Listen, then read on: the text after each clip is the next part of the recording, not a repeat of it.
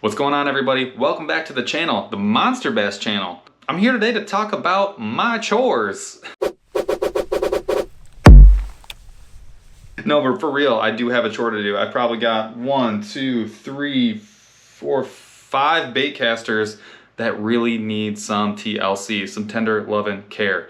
So I figured I would bring you along. We are going to clean and we are going to lubricate these bad boys. But before we get to that piece of things, I just want to say, first and foremost, thank you so much for stopping by the channel. If this is your first time, please smash the like button, ring the notification bell so you can see when we post more videos. If you're into 101 stuff, if you're into the advanced stuff, if you're into bait, if you're into tackle, if you're into rods and reels, fishing in general, good times, please also consider taking a look at the Burley Fishing channel. We do the same type of things. We got videos, we got a podcast, we got a live stream, we got all kinds of stuff. So come check us out as well. That being said, let's get down to the good stuff. So how often should you do maintenance on your reel? Make it work the way you want it to work. Maybe make it work better than the way it came out of the box. How often should you do that? Honestly, it really depends on how much you fish, and it depends on if you're fishing for money or not. I mean, really, for the sort of average angler, my recommendation, once a season. I mean, realistically, once a season. Now, if you're dunking this thing in the river, if you're dropping it in the mud, if you're beating the crap out of it, if it's sitting in the bottom of your kayak and just getting dunked every couple of minutes, you're gonna want to do it more often. If you're a tournament angler and it really matters how your gear is performing at every single time, you really need to do this probably once every couple of months. And if you're in the hot and heavy in the season, probably once every couple of weeks or maybe even before every tournament. Every single person is going to be different, and every single reel is going to be different as well. But my recommendation is at least once a season, realistically for most people. Before I move the camera and zoom in on everything that I'm going to do, I just want to give you a quick breakdown of what we're actually going to do. We're going to take the side plate off and we're going to expose some of the bearings, some of the control mechanisms inside of here. We're going to pull the spool out and then we're going to use some oil. You're going to want to put this on any piece of the reel where there's going to be metal on metal friction, right? Or metal on plastic, but I think it's mostly metal on metal. You do not want to overdo it. I cannot overstate that enough. Do not overdo it. At the end of the day, if you don't know what you want to do, if you don't feel confident, if you're using a different reel that's totally set up different than this one, which is absolutely going to happen, do what I did. I actually went to, my computer's on right behind here, and I'm looking right now at the Shimano maintenance tips for bait casting reels. Google the manufacturer of your bait caster and just look for maintenance tips. They're going to show you exactly what to oil, what to grease, and what needs cleaning. So that's my disclaimer. All right, so we've got everything we need here. We've got our reel that we're going to be cleaning. Again, it's the SLX standard model, nothing crazy about it. Got some Q-tips, boom. Rags, boom. Some grease, boom. And some oil, super boom. So the first thing I'm gonna do is I'm gonna pop this side plate off. Now, the SLX is pretty easy, as you can see, close, open, and that's gonna be popping the side plate off. So the first thing I'm gonna do is, whoa, super easy, right? The first thing I'm gonna do too is I'm actually gonna pop, I told you I was gonna pop the spool out. You can already see it's coming out. So we're gonna go ahead and take that out.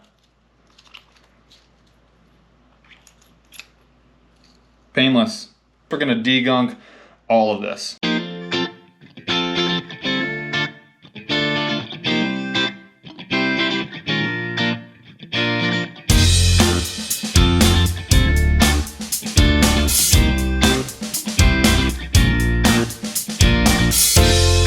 All right, so rag done.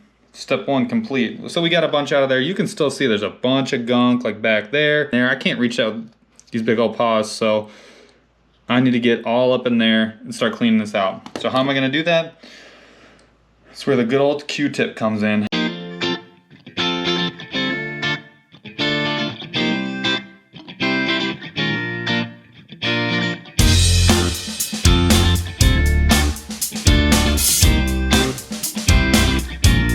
All right, so got everything cleaned up and you feel like, man, I'm ready to start greasing up. Now's the time where you're gonna come back again. Now you can just squirt it on. I do not recommend that. I actually recommend taking some of this oil and just putting a couple of drops on here and just getting it a little bit wet like that, and then dabbing it on the areas where you know you're gonna need it most. All right, I'm gonna oil the backside of this plate here, real light, not going super heavy. So that was the back of the side plate. Now I'm gonna come back, get a little more oil. Again, just enough to be wet. It's probably too much. All right. And now I'm gonna do the outside here of this area. This is actually a seal, and also gonna get some friction as well. So you get a little bit of both. So I'm gonna go ahead and hit that with the oil. Now, I like to grease this piece. I'm just gonna put a little dab on here. That's it. Not much on there at all, and that's it. And what I'm actually gonna do is I'm gonna put it on, and I'm gonna wipe it off. A little tiny bit. I'm actually gonna wipe it off, wipe it around, and wipe the excess off. And then I'm gonna come back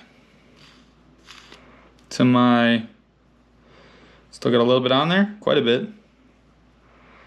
I'm just gonna put a couple dabs on here, and I'm gonna run it back and forth. And I'm gonna let it spread itself around a little bit. There we go. Again, I like the grease here. I think it does really well. A lot of guys like the oil.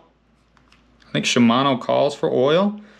So do as I say, not as I do. But this is a, there you go. We're so much better. I'm feeling so much better about life right now. All right, let's go back to the oil. Picking up my oil again. I'm gonna hit this line over here. I'm gonna hit the line where the line guide's going back and forth. I'm gonna oil the line guide as well, both sides. A little bit, little tiny bit. Now I'm gonna hit this back plate right here. I'm gonna get all the way around here, and now I'm actually gonna come back with my dry side. I'm just gonna spread everything around. I'm gonna clean up a little bit.